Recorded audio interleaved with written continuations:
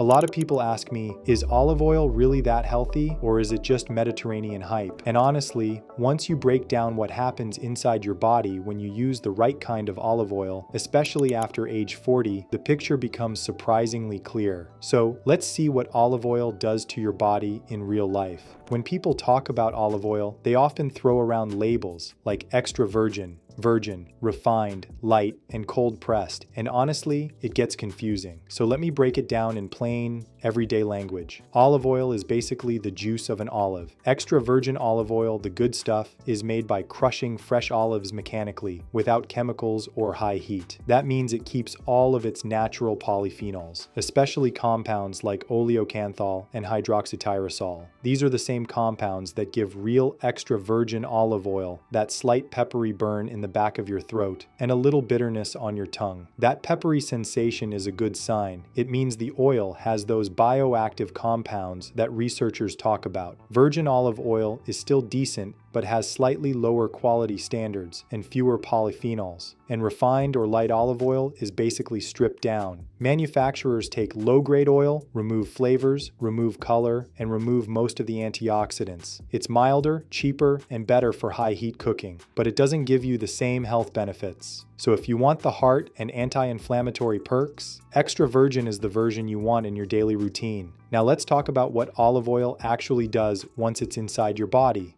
First, your heart. This is where olive oil shines the most. When you replace butter or other saturated fats with extra virgin olive oil, your LDL cholesterol tends to come down. But what's even more important, in my opinion, is that olive oil affects the quality of LDL. It makes those particles less likely to oxidize. Oxidized LDL is the kind that irritates your artery walls. Olive oil also supports better levels of non-HDL cholesterol, which is basically all the cholesterol that can cause trouble. There's also the triglyceride story. If your triglycerides run high because of age, genetics, or a high sugar diet, olive oil can help bring those numbers down over time when it replaces less healthy fats. But it doesn't stop there. Olive oil supports HDL, the so-called good cholesterol, not just by raising it, but by making it work better. HDL has a job, and olive oil seems to help it do that job more effectively. And then there's blood pressure. People who regularly include extra virgin olive oil in their meals tend to see small improvements in blood pressure because of the polyphenols and the way they help blood vessels relax and function better. Next, let's talk about inflammation and oxidative stress, which become more relevant in your 40s, 50s, and beyond. Oleocanthal, one of the key compounds in extra virgin olive oil, actually acts a bit like natural ibuprofen. It's not strong enough to replace medication, but it's enough to help lower the background inflammation that builds up with age, stress, poor diet, or lack of sleep. And hydroxytyrosol is a potent antioxidant that helps your body reduce oxidative stress. These two together don't make you bulletproof, but they do help your cells stay calmer and healthier over time. Now let's move into metabolic health, which is huge for anyone over 40. Olive oil can improve insulin sensitivity. In simple terms, it helps your cells respond better to insulin so your blood sugar doesn't spike as easily. This is one of the reasons the Mediterranean diet is associated with lower diabetes risk. Olive oil also helps with satiety. Even though it's high in calories, it's one of those fats that make meals more satisfying, so you naturally eat less junk afterward. And when you use olive oil instead of things like butter, mayonnaise, or ultra-processed seed oil products, your overall calorie quality improves even if the total calories look similar. There's another interesting angle that people don't talk about much: the gut microbiome. Diets rich in extra virgin olive oil seem to support a healthier balance of gut bacteria. These bacteria play a role in digestion, immune function, inflammation, and even mental health. Olive oil's polyphenols act like a gentle fertilizer for some of the beneficial microbes. Speaking of the brain, olive oil also has some promising associations with cognitive health. I'm not going to claim that olive oil cures anything, but long-term studies show that people who regularly eat olive oil as part of a whole diet pattern tend to maintain better cognition as they age. The combination of antioxidants, healthy fats, and anti-inflammatory properties creates an environment that protects brain cells. It's one of those long-game strategies that adds up slowly but meaningfully over decades. You also get some side benefits, including potential support for the skin. Consuming extra virgin olive oil regularly seems to help with skin hydration and elasticity. Again, not magic, but better than relying on creams alone. Now, let's put olive oil in its cultural and dietary context.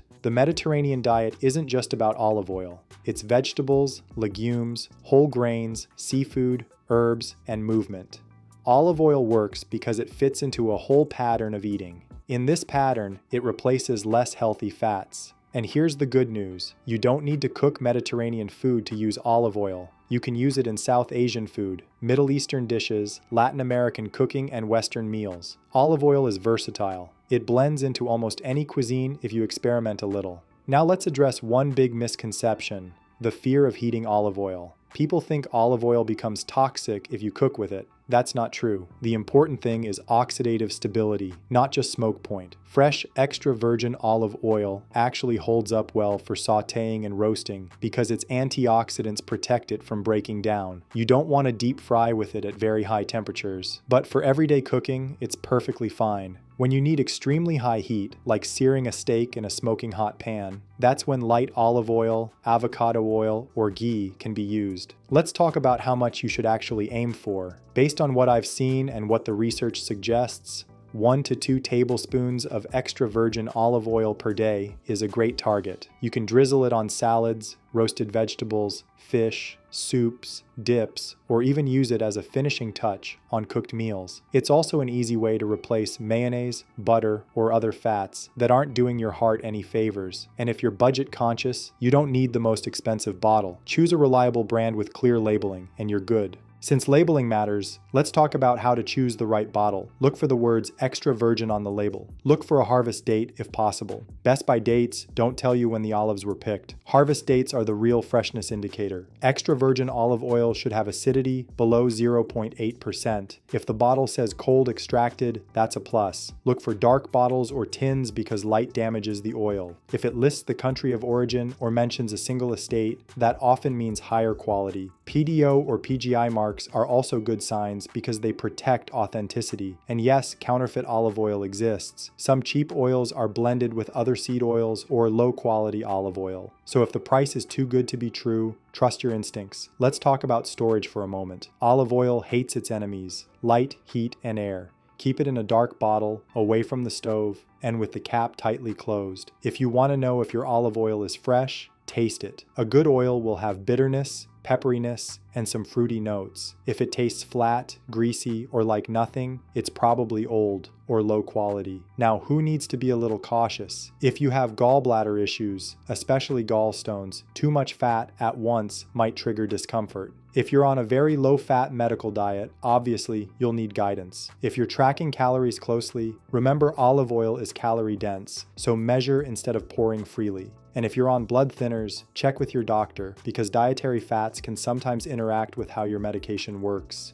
Food allergies are rare with olive oil, but not impossible. Let's do a quick comparison between olive oil and other fats people commonly use. Olive oil is mostly monounsaturated fat, also known as omega-9. Butter and ghee have more saturated fat. Seed oils like soybean or corn oil have a lot of omega-6. None of these are automatically bad, but the balance matters. Many people already get too many omega-6 fats from processed foods, so using olive oil helps balance your overall fat intake. It's not about fear, it's about choosing fats that support your long-term health. I have also made a video on some of the must-have foods you should eat if you don't want to take supplements. Watch this next.